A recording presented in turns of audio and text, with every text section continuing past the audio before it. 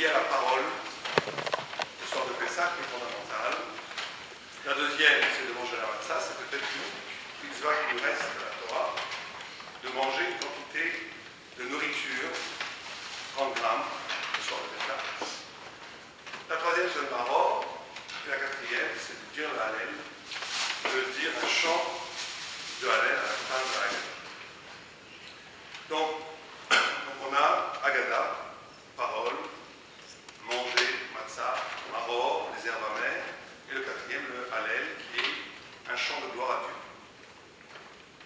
Et on va essayer de comprendre que bien entendu, cette soirée extraordinaire qui nous attend n'est pas un souvenir, une commémoration, on va essayer d'expliquer de ce qui s'est passé à 3000 ans, mais c'est de revivre, chacun à son niveau, et nous au niveau collectif et au niveau individuel, la sortie d'Égypte, toutes sortes d'Égypte.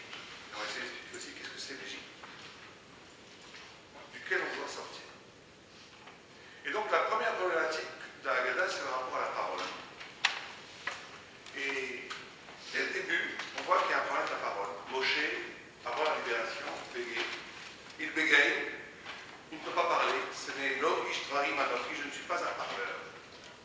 Et celui qui n'est pas un parleur va devenir plus tard le parleur par excellence, puisqu'il va écrire le livre Dvarim, le livre de la mort. On passe de l'impossibilité de la parole à la parole par excellence. Et tout le monde comprend que c'est ce qui nous est demandé à nous aussi.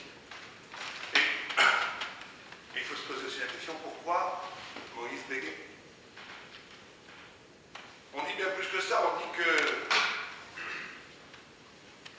la question de Moïse, quand il y a une grande discussion avec Moshe et Hachem, c'est de dire je ne peux pas libérer le peuple d'Égypte, le peuple d'Israël d'Égypte, puisque ma parole elle-même est prisonnière en Égypte. Et une parole qui est prisonnière ne peut pas être la source de la libération. Il faut que ce soit toi qui libères le peuple juif. C'est encore une fois une problématique autour de la parole. Une parole capturée par l'Égypte ne peut pas être la propre cause de sa propre libération. Donc qu'est-ce que ça veut dire une parole captive, une parole qui n'est pas libérée? On nous dit même plus que ça, on nous dit que Mitzrayma a la même force numérique que Shrina, que la présence de Dieu. Comme si ce qui était captif en Égypte, ce n'était pas seulement la parole, mais c'était la révélation elle-même. La Shrina, la présence divine elle-même est en exil en Égypte. Et il s'agit de libérer cette spiritualité d'un emprisonnement. Et donc on va essayer de comprendre ça. Et qu'est-ce que ça veut dire qu'une parole est en exil? Qu'est-ce que ça veut dire qu'une parole est captée par l'Égypte? Qu'est-ce que ça veut dire que la présence de Dieu lui-même est captée? Et quelle est la réponse à la question de Moïse, de Moshe? Comment le propre prisonnier peut sortir lui-même de la prison? Vous savez que la Haggadah, il faut la dire, il y a trois conditions pour la dire. Il faut la dire, celui qui raconterait, qui réciterait la Haggadah juste comme un récit, n'aurait pas fait la mitzvah. Il faut la faire, il faut la dire sous une forme qui est question-réponse. Question-réponse. C'est la première condition. La deuxième, c'est Gna Ishva. Rappeler qu'on était des esclaves, rappeler qu'on était des idolâtres. Et la troisième, il faut la réciter à quelqu'un. Les deux premières sont indispensables, sont découvrées, ce qu'on appelle à la fin. Ça empêche de faire la mitzvah. La troisième, c'est les Khatridam, même si on est seul, on se raconte à soi-même la sortie d'Égypte. En vérité, même d'après cette troisième, elle est elle-même découvrée, simplement il y a une possibilité à l'homme de se dédoubler et de se raconter la Haggadah comme s'il la racontait à quelqu'un d'autre. Donc c'est trois conditions indispensables pour s'arracher de l'aliénation de l'esclavage. On va essayer de comprendre ça. La notion de question-réponse, c'est que, effectivement, la question et la réponse est une forme. Tout le monde comprend que quand on dit la Haggadah, on expérimente un moment extraordinaire de libération, d'arrachement à toute forme d'aliénation, à toute forme d'esclavage. Et une des conditions que nous enseignent les sages pour s'arracher à l'aliénation, c'est la capacité de poser des questions et d'y répondre. Quelqu'un qui n'est pas capable de se poser des questions, et des vraies questions, est quelqu'un qui est complètement prisonnier, quelqu'un qui n'a pas d'avenir, quelqu'un qui est mort. Quelqu'un qui n'est pas concerné par le questionnement, et quelqu'un qui n'a pas d'avenir, quelqu'un qui est mort, quelqu'un qui est absolument esclave des limites même de son être. Et la question est quelque chose de merveilleux dans la Torah. C'est même l'étymologie de la chorma, qui veut dire le savoir, la sagesse. C'est koachma, koachma, la force du quoi. Et la force du quoi, la question a la possibilité de briser un psychisme de la satisfaction, une façon d'avoir déjà figé le monde, et d'avoir enlevé au monde son secret, son mystère, l'énigme, l'intrigue, la quête du sens que chacun devrait avoir. Et c'est très grave, cette notion de non-question. Quelqu'un qui ne se pose pas de questions, c'est quelqu'un qui a renoncé à sa grandeur, qui a renoncé à la possibilité de devenir ce pourquoi il a été créé, et donc c'est un enterrement en première place du pourquoi de la vie. Mais il faut aussi donner des réponses. Ça ne suffit pas de se poser des questions, il faut donner des réponses, et c'est pour ça que la forme sous laquelle la Haggadah doit être dite, pas récitée, mais dite prononcée, est une forme qui passe par la question à la réponse, par la dialectique de la question à la réponse. Parce qu'il faut se poser la vraie question. Quand on dit Manishtana, qu'est-ce qui va changer ce soir? Il faut véritablement. Ce n'est pas une prière, etc. Manishtana, il faut voir, il faut essayer de déceler qu'est-ce qui se passe cette soirée, qui est absolument radicalement différente des autres soirs. Et comme dans toutes les mitzvot, vous savez que toutes les mitzvot se retrouvent partout, comme le jour de Yom Kippour, c'est le jour du pardon, le jour de la Tchouva, on va faire Tchouva toute l'année, etc. Le jour de Pessah, le soir de Pessah, c'est le soir de la question, et ce questionnement va irradier pendant toute l'année. Mais c'est le soir, c'est la clé pour toucher à ce que c'est une vraie question. Et ça va être la seule, on va essayer d'expliquer pourquoi, la seule façon de s'arracher à l'aliénation idéologique, c'est la question. La deuxième, c'est Shvar, Naï et Shvar, ça tout le monde comprend, que quelqu'un qui n'est pas capable de réciter, de dire, de prononcer ses parts d'ombre, eh bien, il ne verra jamais ses parts de lumière. Quelqu'un qui n'est pas capable de connaître ses problèmes, on est juste simplement prosaïquement. Quelqu'un qui n'est pas capable d'occulter ses problèmes, c'est quelqu'un qui ne sortira jamais de ses problèmes. C'est très simple. Et donc on nous dit deuxième condition de la libération, la capacité d'un diagnostic, d'un devis spirituel. Aussi bien d'un point de vue encore collectif et individuel, c'est toujours comme ça. Quel est notre problème actuellement, peuple juif? C'est ce qu'il faut se poser. Et quel est mon problème dans l'économie générale du problème du peuple juif? Et quel est mon problème qui peut être purement personnel? Mais le reconnaître, c'est déjà s'en libérer. Et le troisième, c'est l'échange. Raconter à un autre, parce que le rapport à l'autre est lui-même libérateur. Bon. Ça, c'est les trois clés fondamentales. Sans ça, on n'a rien du tout. Et c'est cette démarche-là qui va nous guider dans toute l'explication de ce qui se passe pendant la Haggadah. Alors, revenons à la question de Moshe. La question de Moshe, là, on touche au point peut-être le plus profond. Et de cette notion de la parole captivée, de la Shrina elle-même captivée dans l'Égypte. C'est qu'une autre forme étymologique de l'Égypte, c'est Metzraïm, c'est Metzariam, la prison de la mer. Et la mer, c'est 50, c'est Yud, et 10, même c'est 40, ça fait 50. Et 50 dans la Torah, c'est toujours la portée de l'infini, puisque 7, c'est le chiffre de la nature. Le monde a été créé en 7 jours. C'est les 4 points cardinaux, le haut, le bas et la présence du bonhomme qui vit dans l'espace, c'est 7. Et dès qu'on dépasse 7, 8, c'est le chiffre de l'au-delà de la nature, mais au niveau maximal, le dépassement de la nature, c'est 7 fois 7, c'est la nature qui arrive à son maximum,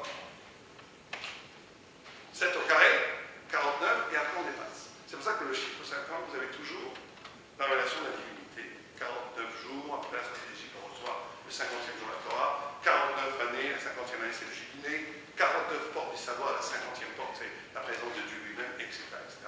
Le chiffre 50 est prégnant, récurrent dans la Kabbalah, même en tout le temps. Et donc, qu'est-ce que ça veut dire que l'Égypte met en prison la mer, met en prison l'infini, capture l'infini? Qu'est-ce que ça peut bien vouloir? Ça veut dire une chose très simple, ça veut dire que, et vous savez que cette question-là, si on voulait résumer toutes les discussions qu'on a entre la Torah et les hérétiques, on pourrait la résumer à cette question-là. Une vision, une vue de l'esprit non thoraïque et thoraïque tourne autour de ce point-là. Est-ce que la prison, est-ce que la mère est en prison, la mère n'est pas en prison? Alors ça veut dire quoi? Quelle est la discussion? La discussion est très simple. La discussion, le Maharal de Prague le dit dans le droit de Hachem, il dit que le monde est structuré autour de la lettre He. Le monde a été créé avec la lettre He. Le He, c'est le Dalet, qui est la présence, qui est la matière. Et le Yud, c'est la lettre de la spiritualité absolue.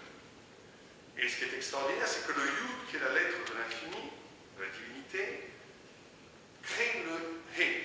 C'est pas deux lettres, le He. C'est pas un Dalet plus un Yud. Le Yud a la capacité de transfigurer l'être. Il y a quelque chose qui est hors monde, hors le monde, qui est la présence de la vérité éternelle, notamment le monde, qui est active, qui unifie le monde, qui se fait oublier dans le fait même qu'elle unifie le monde. Et on va avoir une grande discussion avec ceux qui sont en attente. C'est de savoir qu'est-ce qui est premier. Est-ce qu'avant tout il y a matière, ou est-ce qu'avant tout il y a spiritualité? Je dis les choses simplement. Matière, parce que le Maharal dit, Chomer, ou Tsuram, ou des lettres. Le Chomer, la matière première, ou la Tsuram, ou des lettres. En Égypte, il y avait énormément de spiritualité, énormément de magie noire, de spiritualité, d'idoles. Beaucoup. L'homme égyptien a créé énormément de figures de la spiritualité. Mais le problème, c'est d'oublier cette spiritualité. On a deux façons de voir le monde. On peut voir le monde où avant tout, il y a de la matière, un peu comme les scientifiques d'aujourd'hui. On nous parle d'un Big Bang, qui serait l'origine de tout, qui créerait de l'énergie. Cette énergie va créer des atomes, ces atomes vont créer des molécules, les molécules vont créer du minéral, le minéral va créer du végétal, le végétal va créer l'animal va créer une sorte d'homme qui s'arrache du chimpanzé, il va ouvrir, je ne sais pas tellement comment ces sauts ontologiques s'effectuent, il s'effectue avec le temps. Le nouveau Dieu, c'est le temps qui transforme une carotte en lapin. En 2 ou 3 milliards d'années, il suffit de donner la du temps et on aura cette transformation, mais vous comprenez le temps. Et après l'homme, qui était un singe, devient homme, et après il commence à regarder un peu vers le ciel, il commence à penser à des choses. Irruption de la culture, on va peindre des choses dans les fresques, et après on va arriver au langage, et le langage va arriver au concept, le concept va arriver à Dieu. Au-delà du fait que cette pensée-là est terrible, qu'elle est profondément mensongère, parce qu'il n'y a pas de son ontologique, c'est pas possible. Le langage ne peut pas. Le langage a déjà la préscience de tout celui qui a étudié la linguistique. Voit que dans le langage s'opère déjà une préscience, des correspondances infinies entre le sens des langues et dans toutes les langues. Mais en hébreu, c'est magnifique, c'est évident, c'est manifeste. Et que le langage ne peut pas être le fruit du hasard. Il y en a qui pensent comme ça. Et vous comprenez que dans ce système-là, la pensée, la religion, la spiritualité qui est au bout de la pyramide, en haut de la pyramide, n'est que le produit de l'aventure de la matière. Dans la Torah, on dit exactement le contraire. On dit Istakla, Torah, Islam, Torah et Talma. Dieu a créé la Torah et après il a créé le monde. Dieu a créé la Torah et après il a créé le monde. C'est-à-dire qu'il y a un projet pour le monde avant la matière. C'est-à-dire que le sens du monde, l'essence précède l'existence. Non pas l'existence, parce que l'essence, comme ça, on dit l'essence précède l'existence. Mais on va peut-être toucher 2 mots à cette formule célèbre. Mais c'est ça, mettre la spiritualité en prison, c'est mettre la spiritualité, considérer la spiritualité comme un dérivé de l'expérience de la vie. Et donc, tout le monde peut comprendre qu'on est tous un peu égyptiens. Parce qu'on peut considérer sa vie, sa pensée, sa parole, son exercice spirituel comme le résultat de processus. Que ce soit des processus psychologiques, d'autres culturels, toutes sortes de choses qui ont fait qu'aujourd'hui je suis ce que je suis. Et tant qu'on n'est que le produit de ce que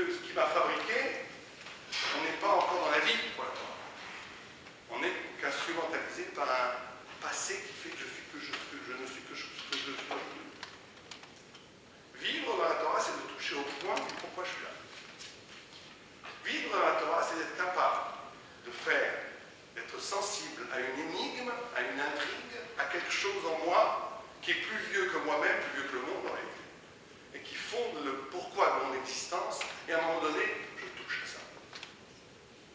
Et c'est ça, sortir d'Égypte. Et être en Égypte, c'est d'être que le produit de toutes sortes de processus qui m'ont précédé. Une fois, j'avais une discussion avec justement quelqu'un très sympathique, un peintre que je n'aurais pas connu, juif, beaucoup de gens ne savent pas qu'il est juif. Et j'embêtais parce que j'essayais de voir comment le rattacher à la Sainte Torah, parce qu'il était juif. Et au moment donné, il me dit, qu'est-ce que tu m'embêtes, toi tu t'es rabbin, tu t'éclates en étant rabbin, moi je suis peintre, je m'éclate en étant peintre. Chacun fait ce qu'il veut. Sur le moment, j'ai dit, comment on peut répondre à une telle question? Un italien jonction. Il vous dit, vous vous éclatez comme ça, moi je m'éclate comme ça, lui il s'éclate comme ça, le plombier, chacun sa vie. Qu'est-ce que tu essaies de rentrer dans ton système?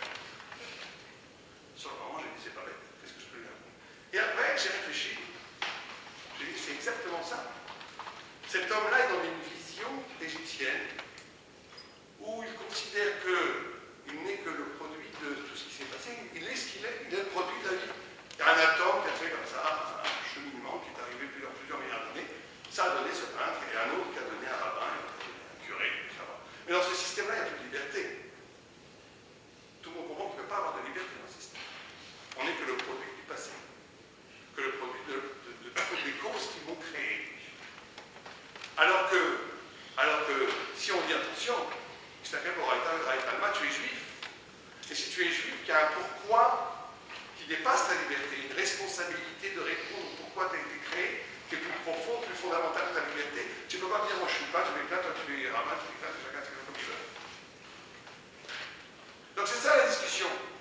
En vérité, toutes les discussions se tournent autour de ça. Et donc, le grand travail que l'on doit faire pendant la Haggadah, pendant Pessah, mais toute la vie pendant Pessah, c'est d'essayer d'abord de faire un travail de doute, de solitude, de réflexion sur l'état des lieux de l'existence. Est-ce que je ne suis que le produit de ce que mes parents ont fait de moi, de la société a fait de moi? Est-ce que je ne suis que le résultat d'un processus qu'on peut tout à fait déterminer et analyser? Si on se pose vraiment la question, on a des réponses qui font peur. Ou est-ce qu'à un moment donné, je me suis dit, non, il y a un moment donné, il va falloir que je fasse une sorte de saut, de rupture, et de me poser véritablement, qu'est-ce que Dieu veut de moi? Qu'est-ce que je fais ici? Peter Razonich avait un texte magnifique. Razonich est un immense écrivain, au-delà de sa immense écrivain. Ceux qui sait lire l'hébreu, les textes de Razonich sont, d'un point de vue littéraire, quelque chose qui est de l'ordre des plus grands écrivains, quelque chose qui ressemble à certains, je ne dirais pas qui, un des grands écrivains hongrois, il y a une écriture incroyable. Et il y a un texte magnifique où il dit, il dit, comment ça se fait que les gens ne se posent pas de questions? Alors, il disait ça comme exemple, il disait, imaginons quelqu'un qui va se réveiller un beau matin, qui va être dans un château magnifique, avec une table, du pain, des pommes, une cheminée, toutes choses pour chauffer le grand salon, toutes sortes de choses, et qui va s'asseoir, qui va manger, il va pas se poser de questions. Avec comparer ça au monde, c'est comment ça se fait que les gens vivent, ils naissent, ils vivent, ils profitent. Il y en a qui ne s'arrêtent pas une seconde en disant, mais qu'est-ce que je fais? Qui c'est qu'est-ce que c'est tout ça? Qu'est-ce que je fais là? Qu'est-ce que je fais là? Qu'est-ce qu'on attend de moi? C'est cette question-là qui est une question dont tout le Yetzirah et tout le Satan, et d'après les textes des Moussards, toute l'organisation du politique, du culturel, même du religieux, est là pour nous faire oublier cette question. Parce que dès qu'on pose véritablement cette question, on touche à une dynamique qui nous arrache complètement du monde et qui nous rend véritablement désolés. C'est pas sûr qu'on va trouver la réponse. Il faut des fois être aidé, il faut des fois trouver un mec, il faut des fois avoir même des signes au-delà, chacun selon ce qu'il peut. Mais se poser la question en soi, c'est déjà une libération. C'est déjà assumer le pourquoi de nous être, assumer le sens réel de ma vie. Et tout le monde comprend que tout le Yetzirah, avec tous ses efforts pour faire oublier cette question, parce qu'elle est difficile, elle suppose un arrachement, elle suppose l'effort de trouver le pourquoi j'ai été créé, c'est très difficile. Et donc ça, c'est la notion de parole. La notion de parole, parole, c'est que la notion de parole, attends, c'est quelque chose de fantastique, puisque on dit que quand Dieu a créé l'homme, il l'a créé avec le souffle. Et le souffle, c'est toujours le principe de Dieu. Donc c'est comme si notre Neshama, Dieu a créé l'homme, la Neshama de l'homme à partir de son propre souffle. Donc c'est comme si le souffle de chacun d'entre nous palpite de la présence de Dieu. D'où l'immense Avera du Lachonara, de la médisance. La médisance, c'est pas quelque chose de grave parce qu'on dit du mal de quelqu'un. Première vue, tout le monde dira ici, je préfère qu'on dise du mal de moi qu'on a le poing dans la figure. Très mal. Or, d'après la Raka, donner un coup de poing à la figure, arracher 4 dents à quelqu'un, c'est beaucoup moins grave, beaucoup moins mal que dire du mal de quelqu'un d'autre. Pas tellement parce qu'on a fait plus de mal. On fait sûrement beaucoup plus de mal en frappant physiquement quelqu'un. Mais parce qu'on a profané la parole. La parole, chaque exercice de parole, chaque moment de vérité de parole, quand quelqu'un parle vraiment, il vit un moment de révélation divine. Quand on va voir les grands traditifs, quand ils parlent, c'est une révélation, c'est Sinaï. Je me rappelle une fois, j'étais un grand rare, quelqu'un était à côté de moi, il a dit c'est Sinaï. Et j'avais l'impression de vivre un moment de Sinaï. À le bail, qu'on puisse arriver un petit peu à goûter cette parole, où chaque parole est l'événement d'une révélation. D'où l'infamité de la chose. D'où l'infamité de réduire cette parole à toutes sortes de plaisanteries, du divertissement. Ce bruit perpétuel, on a transformé la parole en bruit. C'est une profanation de la présence divine qui est un art qui existe dans tout événement réel de parole. Dans tout événement réel de parole. Parce que la parole, c'est Pélé, quelque chose d'extraordinaire, c'est Pélé, qui a fait Schneider. Quand on va lui dire, on dit Pélé. Pélé, c'est Aleph à l'envers, c'est le miracle. Parce que la parole a la capacité de faire la jonction, justement, entre cet intrigue au-delà du monde, entre le Yud et le Dalet. Le Hé. Et à chaque fois qu'on parle, avant, le Maral dit, pas tellement vérifié dans la vue linguistique, mais on peut lui faire confiance. C'est qu'avant chaque parole, on prononce un Hé. C'est comme si le monde était un petit peu créé à ce moment-là. C'est cette jonction. C'est que quand la Torah a été donnée, c'est pour ça aussi qu'on est en Égypte. On remarque que chaque fois qu'Am Israël est né, il est né dans un endroit où il y avait énormément de matière. Justement, on a dit l'Égypte, c'est l'assimilation de la matière, c'est Am Hamor, c'est l'assimilation de la matière. Et Am Israël est né en Égypte. De la même façon, Am Israël, il y a quand même une des tribus qui est né chez Lavan, qui est aussi Lavan, une action de blancheur. Le Harizal appelle Lavan le Loven Aelion, le grand blanc. C'est la notion de cette matière. On va prendre 2 minutes pour bien comprendre cette notion de matière, de Homer et de Tsour, parce qu'elle est fondamentale. Matière, c'est-à-dire, c'est quand quelque chose. Prenez l'image de l'eau ou l'image d'une pâte à modeler. Une matière, une vie matérielle, mais au sens profond du terme. On peut être très réfléchi à avoir une vie complètement matérielle. C'est de vivre dans une vie, dans une existence où en réalité tout est possible, parce qu'il y en a encore des filles. Comme de l'eau, comme la pâte à modeler, elle est riche de toutes les formes. Elle est riche de toutes les formes. D'où la séduction, d'où la fascination d'une vie qui est basée sur la matière, d'où des gens qui ne peuvent pas se marier, qui ne peuvent jamais rien faire. Pas tellement parce qu'ils ne sont pas capables, parce qu'ils n'ont pas envie de devenir une forme précise.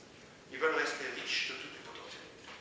Alors au début, quand on est jeune, ça va être très beau, mais très vite, ça devient affreux parce qu'on n'a rien fait. Ou plutôt, on fait une petite chose, dès qu'on réussit quelque chose, ça nous intéresse plus, parce que je ne veux pas être réduit à ça, donc on fait autre chose. Non, mais on fait autre chose. Voilà. Donc on passe d'une soura, une fausse soura à une autre soura. On passe sa vie à ne pas réaliser parce qu'on veut garder infiniment le potentiel. C'est pour ça que Lavan, notre ancêtre, quand il donnait un salaire à Jacob, le lendemain, il me changeait, il disait, moi je jamais promis. Il ne pouvait pas s'engager. Pour lui, c'est impossible. Pour lui, tout est possible. Donc, je vous ai dit $10 000, non, 2 000, demain, je dirai 3 000. Tout est possible. Il ne peut pas s'engager. Il est la matière absolue. L'Égypte aussi, c'est une civilisation où on passe son temps, et un peu ça nous rappelle énormément la civilisation d'aujourd'hui, on passe son temps à créer des trous et à les combler. Un besoin, et on va combler le besoin. Une façon corporelle d'exister, c'est une façon où je ne dessine jamais rien de précis. Ce qui m'intéresse, c'est de combler des trous. Comme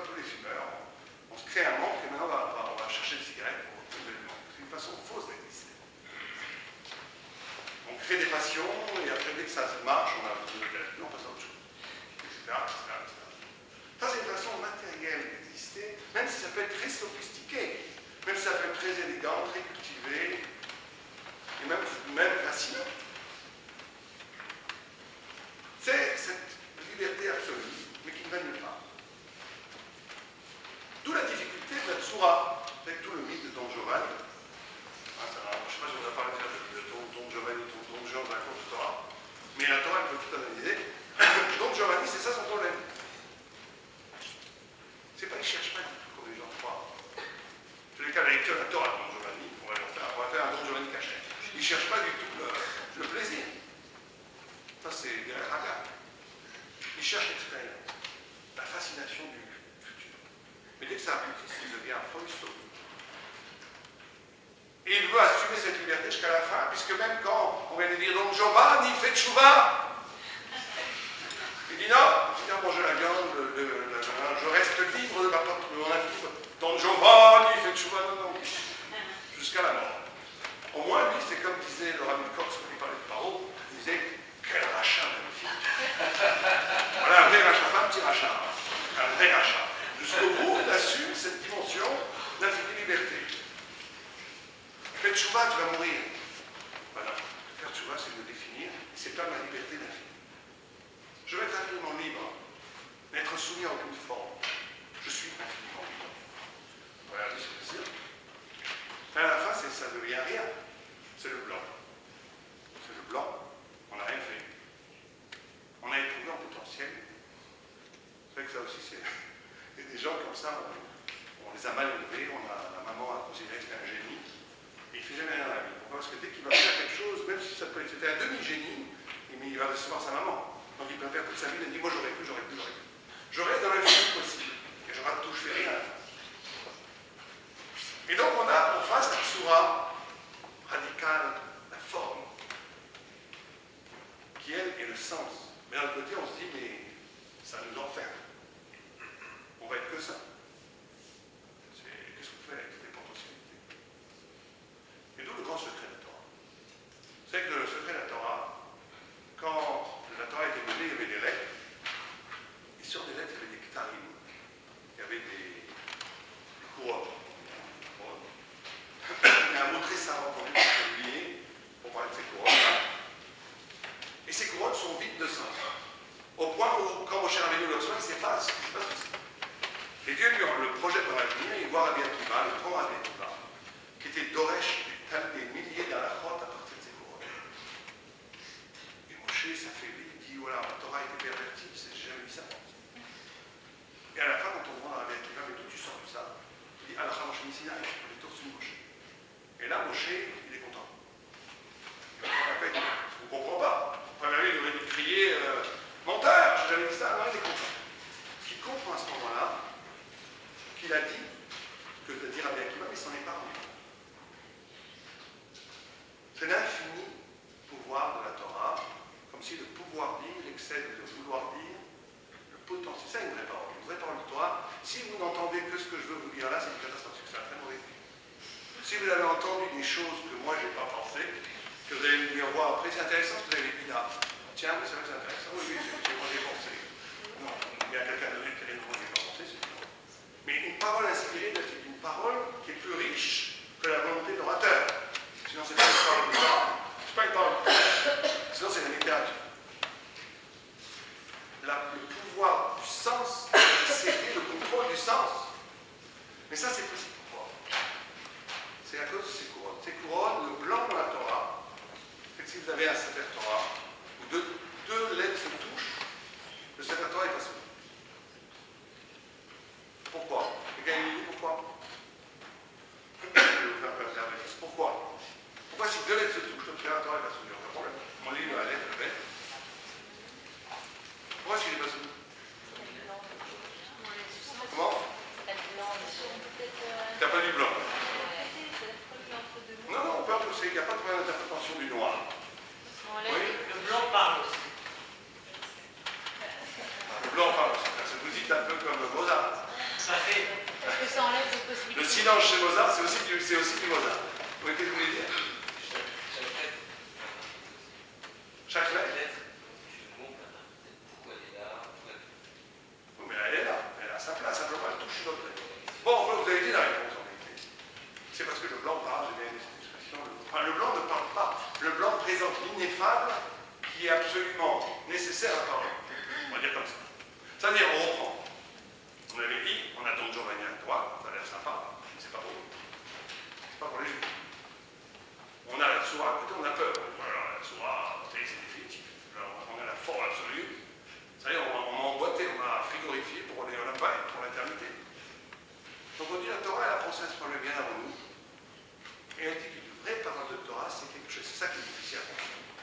C'est quelque chose qui est en même temps absolument défini, qui n'a pas peur de l'infini, mais qui reste en relation avec l'infini. Tous les pouvoirs. Donc quand quelqu'un étudie la Torah, ou quand quelqu'un fait une mitzvah, elle est absolument définie, elle n'est pas plus définie que la Torah. Tout est défini. Comme on fait définir, vous mettez un millimètre de trop de droite à gauche, c'est cachet, vous le faites blanc, tout est incroyablement défini, structuré, c'est la tsura, c'est la forme du sens. Et cette forme du sens est liée à quelque chose qui fait que la forme du sens, bien qu'elle soit radicale, elle n'épuise jamais, elle ne finalise jamais, elle ne réduit jamais. Cette précision et cette forme magnifique et structurée n'est pas un enterrement de l'infini possible, au contraire. Et être un juif, c'est ça. Être un juif, c'est être capable de vivre des moments qui sont absolument déterminés, qui sont absolument ciselés, mais qui n'ont pas perdu la richesse infinie du possible. Et ça, c'est vrai aussi dans l'étude et c'est vrai dans la pratique. C'est ça, l'étude. C'est pour ça que le peuple juif, né en Laval, c'est pour ça que le peuple juif, né en Égypte, parce qu'il doit être capable, et c'est pour ça le sens métaphysique, du fait qu'on a raflé toute la richesse d'Égypte en partant. Parce qu'on a pris la matérialité, on va dire, de l'Égypte, et on a intégré infiniment dans la Torah. Et c'est ça que il y avait une fois 3 rabbins qui parlaient dans la Talmud. Qu'est-ce qu'on fait avec le désir? Qu'est-ce qu'on fait avec la matière? On a un qui dit, moi quand je vois des choses qui m'attirent, je tourne la tête, l'autre qui dit, je crache par terre, bon, c'est pas très élégant, c'est une technique. Et un troisième qui disait, moi ça me fait rien du tout. Ça me fait rien. La gloire d'ici, ça ne me fait rien du tout, c'est plus un homme, il n'a pas le grand mérite, c'est un curé. Et la gloire répond, non, mais quand c'est Shabbat, quand c'est pour faire une mitzvah, alors là, tout son désir s'allume. En d'autres termes, on peut dire chose simplement. Un tzaddik, manger pour manger, ça m'intéresse. Manger, steak, viande, faire de la culture, la gastronomie française. C'est quelque chose d'animal, complètement animal, qui a été soi-disant maquillé par une forme de culture gastronomique. C'est pas intéressant du tout, quoi. Mais si, quand je mange, quand je mange toutes les formes de Dieu, si en amont, à l'origine, à la racine, il y a une mitzvah, il y a un sens, il y a un lien avec les courants, avec l'infini, alors là, tous les sens s'allument. Le sensuel est fondamental dans la Torah.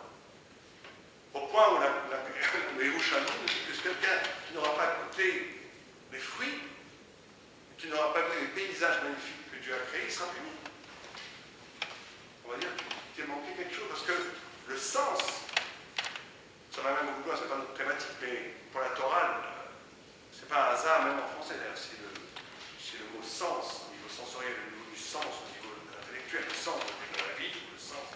Tam, taima, tam, la raison, ou le goût, c'est la même chose. Parce qu'à l'origine même du goût, dans l'expérience même du goût, on est frappé par la lumière de celui qui a créé ce goût. L'intelligence est dans l'expérience sensuelle, sensorielle. Mais ça n'est possible que si dans cette finitude de l'expérience corporelle, je relie ça au sens intellectuel, au sens spirituel. Et là, il n'y a pas de problème. Tout devient régulé, tout est à sa place, tout est magnifique. Et c'est ça la parole. La parole, c'est celui qui est capable de faire ce lien entre le yud et le dalet, le hé, entre l'infini et la finitude. Et vivre un moment de Torah vrai, c'est de vivre un instant qui est unique. Mais on sent que cette unicité, ce moment unique, il renvoie à quelque chose d'éternel. C'est vivre des instants d'éternité. C'est ça. Et une vraie parole est un instant d'éternité, et c'est ce qui nous est demandé ce soir, c'est ça, en la guerre. Deuxième chose, on a dit matzah.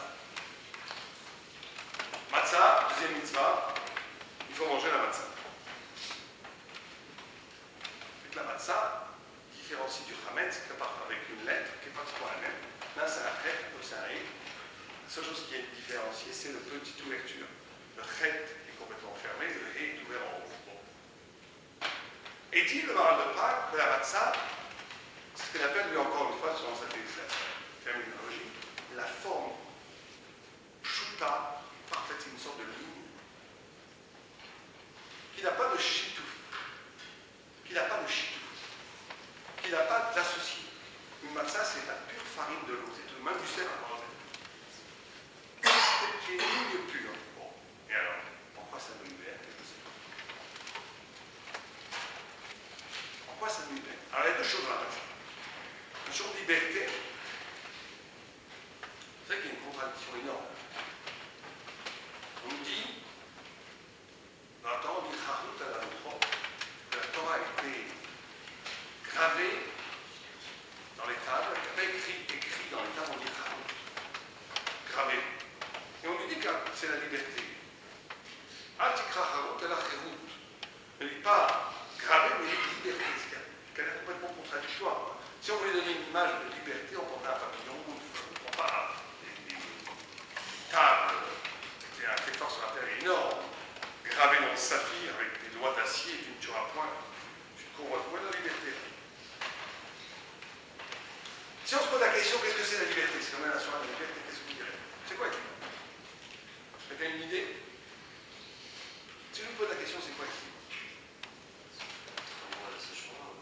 Être quoi? Allez-y. Être libre de ses choix. Oui, c'est une façon de dire, c'est la même chose. Ça veut dire quoi? Qu'est-ce qui veut dire être libre? Prendre les responsabilités. On fait ce qu'on veut, on est libre. Oui, alors vous avez un problème. Dans ce cas-là, vous avez une gazelle, elle est complètement libre. Elle fait ce qu'elle veut, mais on peut se poser la question, est-ce que notre volonté n'est pas infestée par des fausses volontés? Je veux m'acheter une Mercedes, je vois, la fusarienne n'est pas libre.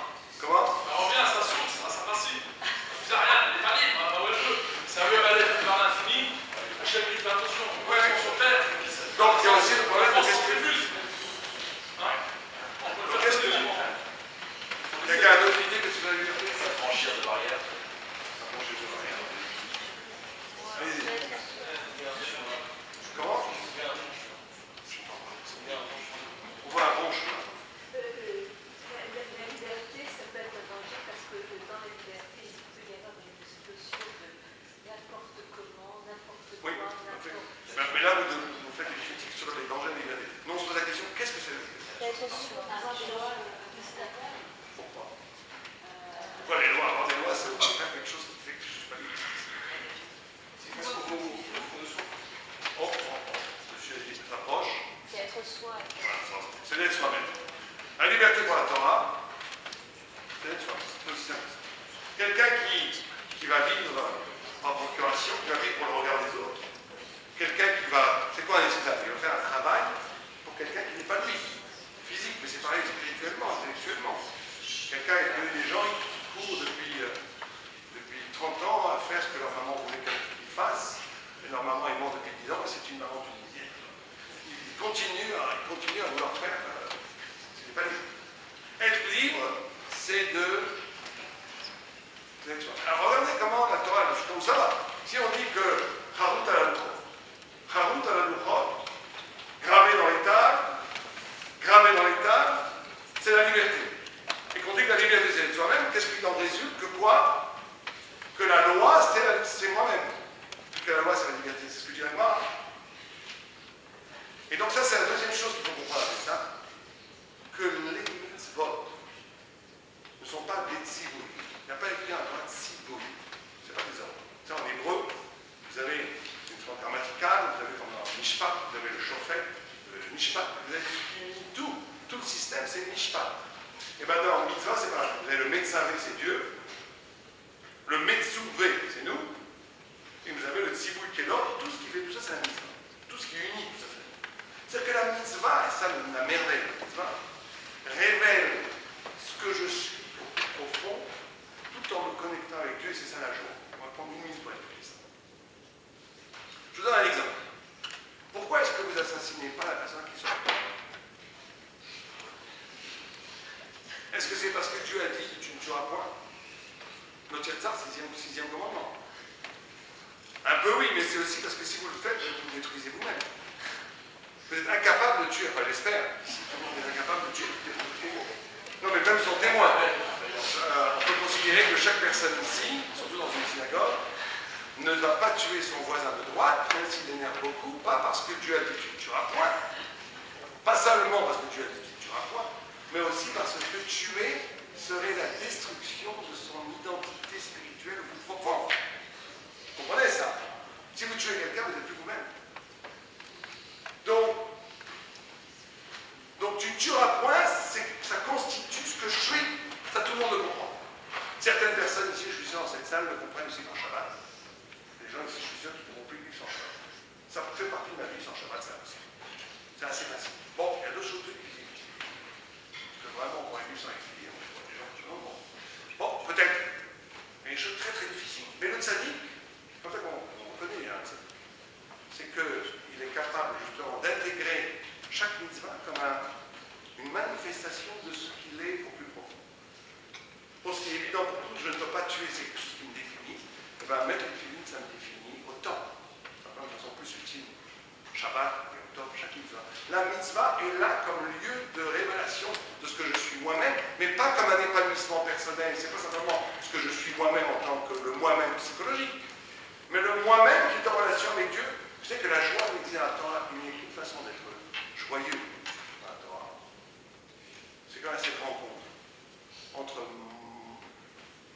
on va dire, mon épanouissement, j'aime pas ce mot, mais on va dire, entre moi et la volonté de Dieu. C'est pour ça qu'on est très heureux quand un enfant naît, quand on crée un livre de Torah. Parce que même quand on crée un livre de Torah, parce que ça renvoie en vérité à ça, où ma subjectivité, mon moi-même renvoie à quelque chose qui me dépasse complètement. Et là, il y a la joie. C'est ça être joyeux, là. La joie, c'est pas d'avoir des choses. On peut avoir des milliers de choses, on s'en va joyeux. La joie, c'est de comprendre que la vie que je vis maintenant, c'est ma vie. Ah, c'est une vie difficile. C'est ma vie. C'est pourquoi j'ai été créé encore une fois. Donc ça, c'est magnifique. Je suis joyeux. Ah, c'est dur d'étudier, c'est dur de créer. Mais c'est pas grave, c'est difficile, on n'enlève rien à la joie. La joie, l'existence de la joie, n'est là que quand j'ai la conscience que ce que je vis, c'est ma vie vraiment. Parce qu'à ce moment-là, je ne suis plus dans la chair et triste, je ne suis plus dans la finitude de mon petit moi-même. Vous comprenez? Quelqu'un qui ne serait que dans la loi, quelqu'un qui ne ferait un tzaddik amour, qui ferait tout ce que Dieu lui demande, mais qui ça ne lui correspondrait pas. Il ne peut pas être joyeux, il sera un tzaddik, mais il n'est pas joyeux. Ça ne lui correspond pas. Quelqu'un qui ne fait que ce qu'il est, l'artiste, je me développe, je m'épanouis, je fais des tableaux. Si c'est pas grand, les grands artistes, ils atteignent ça, on sache, peut-être qu'ils ne le savent pas, ils atteignent. Mais on va dire un petit artiste comme ça, à la fin c'est triste, ce que tu fais, c'est nul. Tu t'exprimes toi-même, on s'en fiche que tu t'exprimes.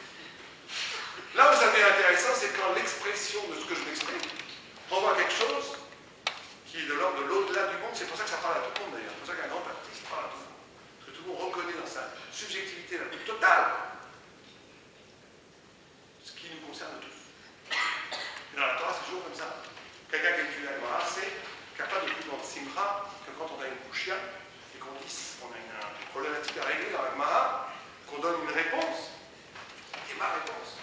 Quelle est ma réponse? Je l'ai dit avec ma subjectivité, avec ma sensibilité à moi. Mais cette réponse, c'est la réponse. Et là, il y a joie intégrale. Parce qu'il y a un mariage entre ma finitude et l'infini, et c'est ça l'homme. Être homme, c'est capable de traduire sa vie en projet d'infini. Et c'est ça la liberté. La matzah nous dit sans chitou. La matzah n'a pas besoin de partenaire. C'est ça la cible de la liberté. C'est une ligne pure. Être libre, c'est d'être capable d'être soi-même, sans béquille, sans fausse représentation, sans structure. D'ailleurs, chaque homme n'a que ce choix-là. Obéir aux formes qu'on a infligées de l'extérieur, et trahir la promesse, ou devenir ce que pourrait être. C'est le seul choix qu'on a.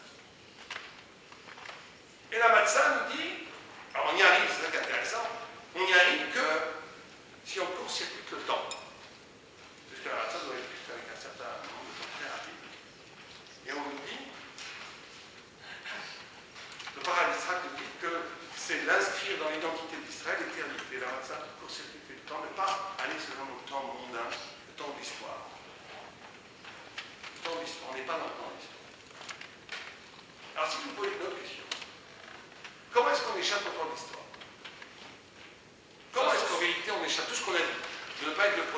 effet, ne pas être le résultat de processus. Être en connexion avec ce qui est... Comment on fait tout ça? En associant tous les humains à Hachem. En quoi? En associant tous les humains à Hachem. Un seul maître, un seul père, un seul... Tout le monde fils, tout le monde père, tout le monde mère. Un seul maître. Mais comment on arrive à ça? Tout le monde est à l'intérieur d'Hachem. Un seul peuple. Hachem des humains. L'univers. On peut dire ça aussi, c'est vrai. Commençons par Adam, le premier homme. Tout à fait. Associé à tout le reste. Mais comment on va le faire la bataille existentielle maintenant? Comment vous le faites maintenant? On se rappelle du Sinaï, comme chez Nietzsche. Aimons-le comme nous-mêmes, tous les humains. Attendez, on va essayer de faire comme nous-mêmes. On se rappelle du Sinaï. Si on nous extrait maintenant, au-delà de 2010, vous imaginez, au Bon, c'est Sinaï, très important ce que vous dites aussi. Bon, on va voir. D'autres idées? Alors, on va donner la clé de ce que dit le Marais. On va écouter nos salles. Si nous on sort d'Égypte, on sort tout le monde d'Égypte, tous les humains. Tout le monde brille là, comme nous-mêmes. Bon, déjà mental. On va essayer de ce que dit le Plutôt Marais. qu'Abraham. Donc, il y a le Marais qui dit la chose suivante. Il dit qu'on ne peut vivre véritablement cette hypocrisie, cet arrachement à la révélation, à la matière, à la structure alimentante de l'extérieur qui me façonne, etc., que si on fait un basculement d'un rapport au temps. D'un rapport à la notion du temps, du Zman, qui est fondamental dans le destin. Alors c'est quoi ce basculement du rapport? Mais ça va très loin. Parce que vous savez que toutes les nations sont mortelles, toutes les nations sont mortelles, parce qu'elles ont une culture, une identité, on va dire, une identité spirituelle qui est liée à l'histoire, liée à des raisons qui ont fait qu'elles sont devenues ce qu'elles sont devenues. Or, toute chose qui est conditionnée à l'histoire et aux raisons qui sont devenues ce qu'elles sont devenues, elles sont mortelles parce que dès que les raisons de leur existence disparaissent, elles disparaissent elles aussi. Le peuple juif a inventé, enfin, a reçu comme révélation, c'est pour ça que la première mitzvah qu'on a reçue de la Torah, c'est laquelle? Rosh Chodesh. Rosh Chodesh. Rosh Chodesh, la notion du temps. C'est la première mitzvah. Et cette mitzvah a été énoncée au cœur même dans la paracha Bo, au cœur même de la libération d'Égypte. Parce qu'on nous dit, tu ne pourras pas te libérer. Impossible. Sinon, c'est la religion. Sinon, c'est une religion, on est comme ça, on a des idées en haut, et nous, on vit une vie comme tout le monde. Non. Pour t'arracher, pour faire corps avec justement la religion, qui fait que ce n'est plus une religion, mais de la révélation, de la Kedusha, de la sainteté, c'est quand tu es capable de vivre une vie, et c'est ça un Israël, et c'est pour ça qu'un Israël est immortel, il ne pourra jamais être détruit. C'est parce que ce centre de gravité de son existence, c'est plus le passé, c'est le futur. Il va vers la promesse spécifique. Son identité, c'est d'aller vers la lumière qui scintille déjà. D'où quelqu'un a parlé d'une réactualisation du Sinaï. à la source. Le peuple juif, c'est un voyageur du temps. Il peut réactualiser l'origine, c'est Shabbat. Shabbat, on revit l'origine. Il peut se projeter vers le temps messianique, c'est les Chagim. Et ce qui fait le lien entre les deux, vous savez, vous avez création, rédemption, et au début, vous avez révélation. En hébreu, c'est comme joli. Vous avez Bria, Bilou, Begéoula. Ça marche comme ça. Le peuple juif est en dehors du temps historique parce qu'il est capable non seulement de réactualiser le temps qu'il y a eu avant, il peut revivre aujourd'hui. Quand on est vu à Gemara, il y a une fraternité avec Rachid. Moi, je pourrais discuter aujourd'hui avec Rachid. Avec Tassoua, avec Rabbi Akiva, on a les mêmes centres d'intérêt. Il y a une réactualisation des questions qui ont toujours été là et il y a une projection vers le futur. C'est un arrache, et c'est ça, c'est ça la matière qui ne va pas épouser le temps normal de cuisson, ça veut dire épouser le temps mondain, le temps qui vont les choses qui vont comme ils vont, le monde qui va comme il va, sur les structures du monde. L'arrachement du monde demande un arrachement de la conception du temps. D'ailleurs, le temps en hébreu s'appelle Zman. Zman a pour racine étymologique invitation, Zimoun. On nous invite à quelque chose qui va advenir. Et tout le monde comprend que c'est dans sa vie de tous les jours, c'est comme ça. Et tout le monde comprend qu'on redit la même chose d'une autre façon. On a dit au début, pourquoi j'ai été créé, c'est la même chose. Ça veut dire Zimoun. Et ça, dans des choses très concrètes, il est très important que chacun prenne une mitzvah ou un petit quelque chose qui soit un projet spirituel. Que ma vie s'organise autour d'un projet. Je vais faire l'accomplissement. C'est pour ça que tous les balais de ça nous disent prenez 10 minutes par jour, arrêtez-vous, cassons le rythme du temps et on réfléchit. Vers où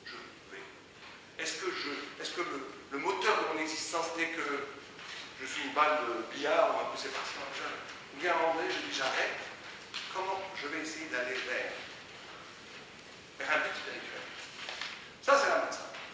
Alors, la troisième, on a dit, c'est le Maroc. Le Maroc. Très étonnant, c'est que le Maroc, même il est dans un quai qui est à la comme lui, il mangeait le Maroc en sandwich. Nous, on fait ça zéher. En réalité, à la comme lui, simplement, on ne le fait pas aujourd'hui parce que comme la matzah est de Raïta et le Maroc n'est que des Rabanan, le tam ne peut pas détruire le goût de la matzah par de la Torah, on n'est pas obligé de manger du Maroc. On va étudier là. Bon, c'est une question technique à la base. Le tam de Maroc peut battre le tam de la matzah, donc on ne peut pas les manger en même temps. Mais en réalité, il faudrait les manger en même temps. Et là, on arrive à un niveau très haut, très très haut. Très très difficile. Très très difficile. Où la libération, la vraie libération, est possible, compris d'un dépassement. Je vais le dire compliqué à pour moi. La libération, dans le peuple juif, il est possible que l'on parle d'un dépassement de Dieu. Ça veut dire quoi? Ça veut dire qu'on va arriver à un moment donné, le Yézazé, et on mange en même temps la matzah et le Maroc, parce que c'est pas qu'on a été. Il faut arriver à la conscience pour être libre, véritablement, c'est très dur. Hein. Qu'en réalité, c'est même plus dialectique, c'est pas j'ai vu il y avait le mal, après le bien, après le sud, c'est que tout était bien. Au point où on va manger la matzah, qui est l'emblème de la libération absolue, avec le Maroc, l'herbe amère, qui est le signe, qui est le symbole de l'esclavage, de la souffrance. Et quelqu'un ne pourra être libre totalement que quand il va regarder sa vie, il va dire tout était bien. Tout était bien. C'est un niveau énorme, c'est vrai, c'est très dur. C'est un niveau presque de vivre, d'avoir un regard comme si je regardais le regard de Dieu, Gamzou et Thomas. Tout était bien. Ah, il y a des choses horribles. Il y a des choses, comment on va dire, tout était bien. Alors on ne peut pas dire que tout était bien complètement. C'est pour ça que quand on gagne au loto, on dit Cheikh Yadou. Et quand il nous arrive à l'heure, on dit par où d'aller les mettre. On ne dit pas la même bracha. Mais la Gemara nous dit tout de suite, oh la mabat, dans le monde futur, quand ma chère viendra, on dira tout Cheikh Yadou. On ne peut pas dire nous Cheikh Yadou sur la Shoah, on ne peut pas comprendre l'acquisition de la Shoah, un enfant qui meurt, on ne peut pas. Mais on doit en tous les cas savoir, même si on ne peut pas existentiellement le vivre, qu'il y a ce niveau-là qui est indispensable à un certain niveau de comprendre que le Torah. D'où le Maroc, en même temps que la matzah. D'où l'importance. Vous comprenez quand on dit que c'est un dépassement de la dialectique, c'est pas, il y a le bien, il y a le mal, il y a la lumière, il y a les ténèbres, il y a un niveau où même les ténèbres sont lumière. Où même la lumière sont des ténèbres, parce qu'ils nous cachent une lumière plus fine. Et des fois, il faut passer par le noir pour être capable de désirer la lumière. Tout a sa place, tout est réglé, tout revient à sa place. Ça, c'est marrant. C'est là, ça. Le Machar, c'est déjà nous, hein. Normalement, tous les semaines, il faudrait déjà être Brit Mila tous les jours.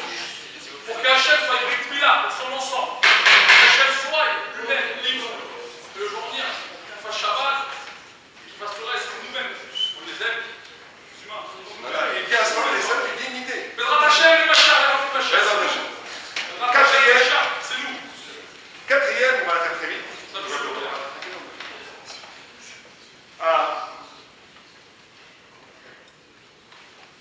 Donc, il nous reste 5 minutes pour faire les deux autres points. Donc on va les On est libre, on a le temps. voilà, on a fait beaucoup, mais il y en a deux qui ont eu 3. Donc, C'est des bonnes nouvelles que vous pouvez annoncer là. la quatrième, c'est le Hallel. Le Hallel, c'est la chose de chant. C'est que le chant, la Torah, très très important, parce que Chizkiyahu Amalek, qui était le roi, il aurait dû être le Mashiach. Il n'a pas été Mashiach parce qu'il n'a pas été capable de chanter. Il y a une shira. Le chant, c'est fondamental. Chanter. Encore, Moshe chante, Az Yeshir Moshe. Le Az, c'est Aleph Zayn. Aleph, c'est le début de Zayn, c'est le dernier jour. Az, c'est la capacité, quand on chante, c'est la capacité, justement, c'est la suite du Maroc, c'est la création de cycle, où j'ai compris que, quand je comprends que tout est à sa place, que toute ma vie, il y avait un sens à chaque chose, je dois entonner un chant de Hallel. Mais alors je conseille, on va aller plus vite, parce que je vais être dans les temps. On a dit aussi, ça c'est les 4 jours. Maintenant, ces 4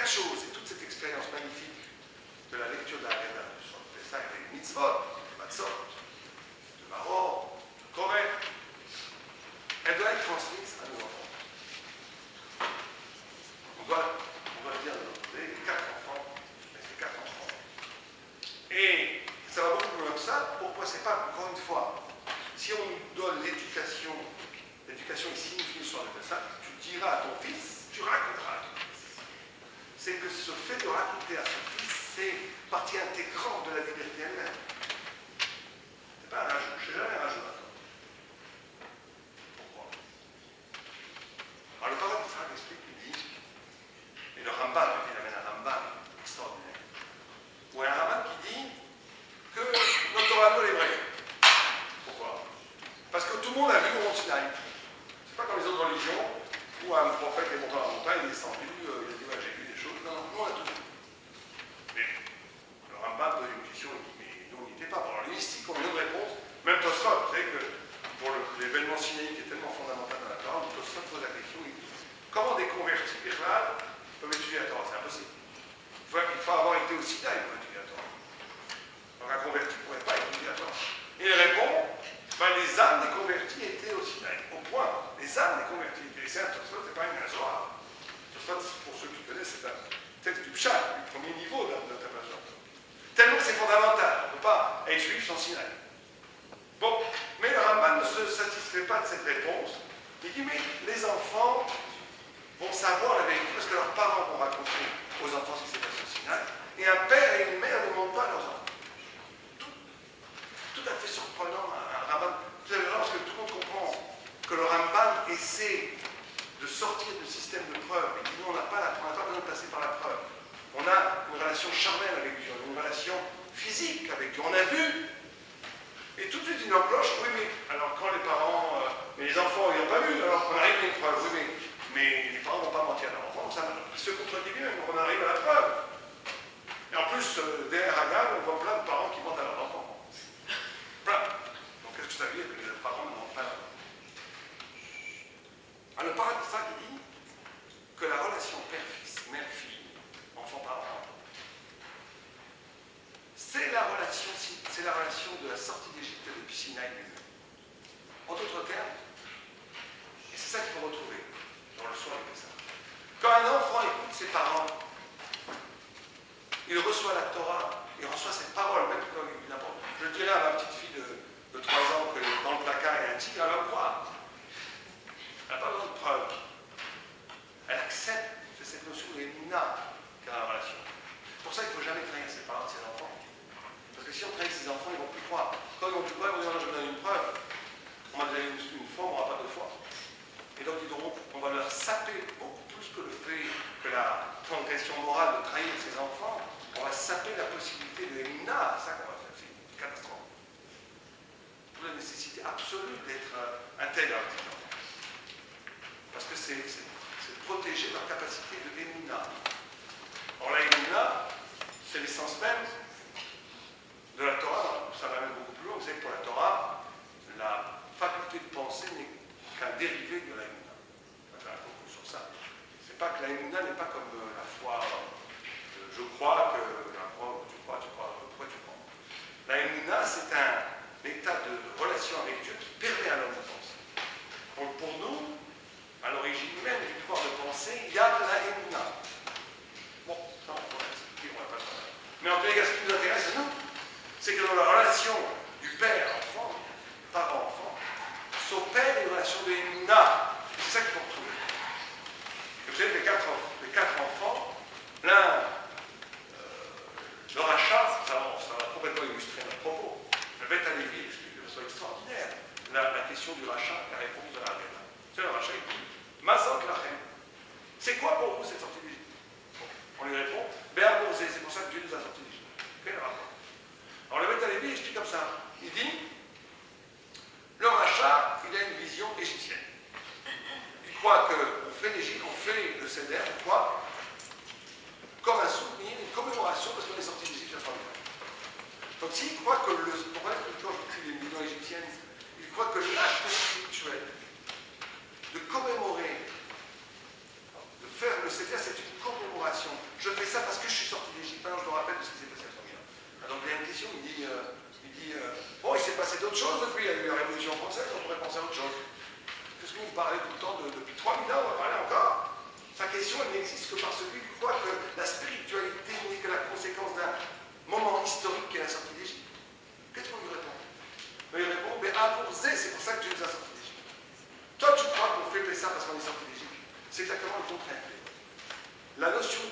rédemption est éternelle.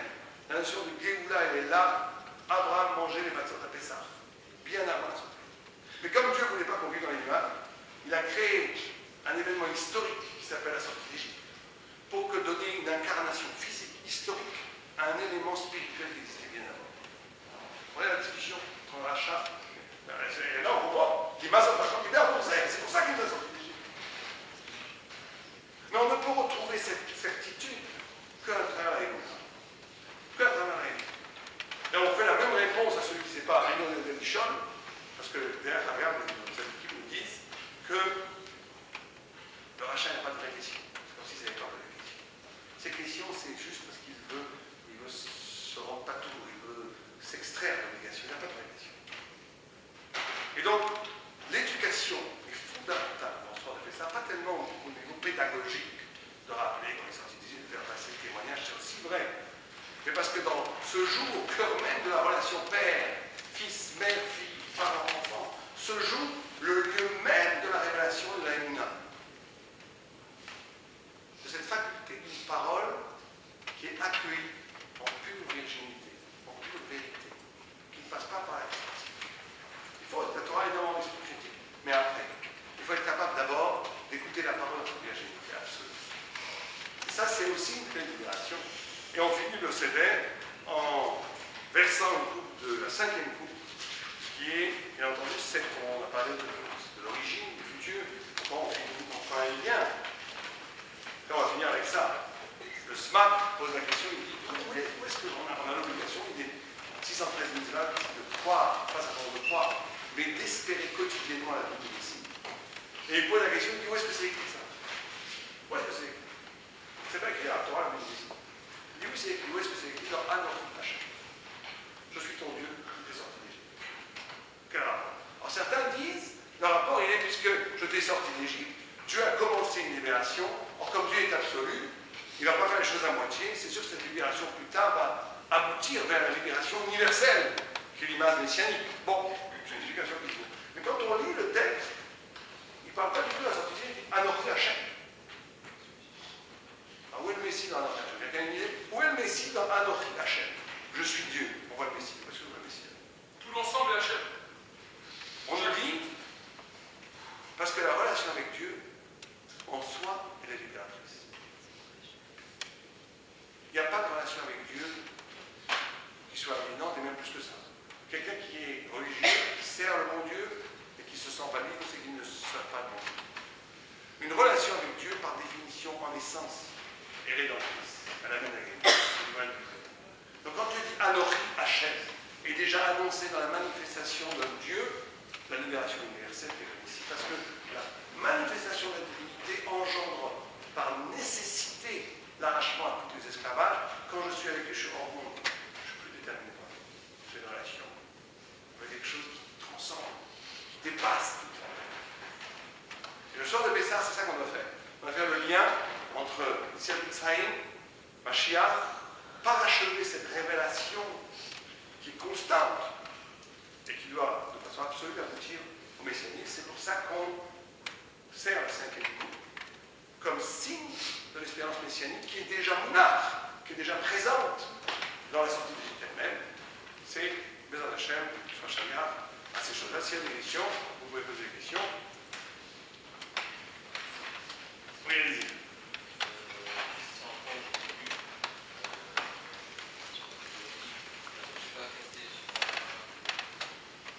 Le début? Il y a 4 choses. Ah, les 3 choses à regarder, on doit dire. Oui, on doit dire question-réponse. 2, c'est Gnaïshva. Gnaïshva, on doit rappeler qu'on était esclave, on doit rappeler qu'on était idolâtre. Parce qu'on il n'y a pas de cas, on ne peut pas s'arracher de l'aliénation si on ne reconnaît pas cette aliénation. Alors j'ai dit problème parce que chaque problème qu'on a est une forme d'aliénation. Une forme d'esclavage, une forme de voile de ce que je suis vraiment. Quelque chose de nœud qui m'empêche de toucher à la pureté de moi-même. Donc on peut, quand on reconnaît, le fait même de reconnaître, le problème t'arrache au problème. Mais c'est nous-mêmes, tout rituel qui parle de Am Israël, parle toujours de Am Israël en clan et en c'est un grand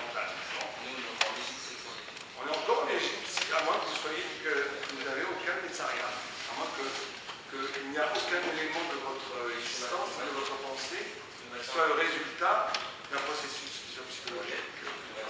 Comment? On est sorti de Galout, du premier niveau. Et après. Bien.